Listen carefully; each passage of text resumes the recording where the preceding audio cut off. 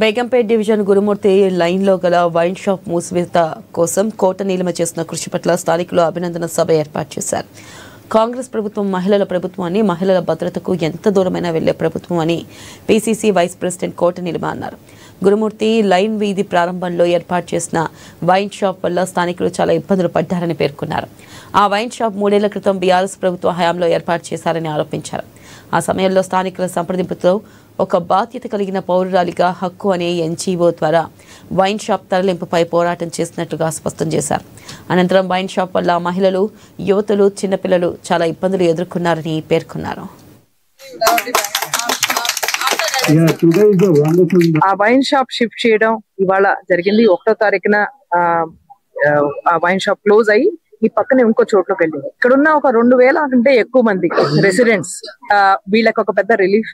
ఎందుకంటే క్రితం 3 ఏళ్లుగా వీళ్ళు ఫైట్ చేస్తున్నారు ఈ వైన్ షాప్ ని ఇక్కడ నుంచి షిఫ్ట్ చేయాలని.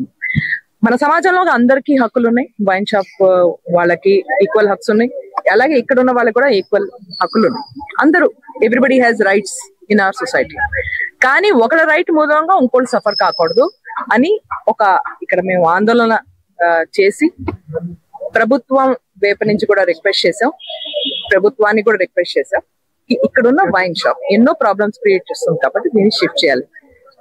మేము థ్యాంక్ చేస్తున్నాం. ఇవాళ మేమందరం గురుమూర్తి లేన్ అసోసియేషన్, ఇక్కడ మహిళలు అందరూ, పెద్దలు అందరూ సపోర్ట్ చేయడం మూలంగా ప్రభుత్వం ప్రజాపాలన ప్రభుత్వం కాబట్టి ప్రజల కోరిక మేరకు వాళ్ళకి ఉన్న ఆందోళనని సాల్వ్ చేయడం కోసం వైన్ షాప్ ఇక్కడ నుంచి షిఫ్ట్ చేయడం జరిగింది. దీని మూలంగా ఎన్నో ప్రాబ్లమ్స్ సాల్వ్ అయినాయి. మహిళల సేఫ్టీ ఇష్యూ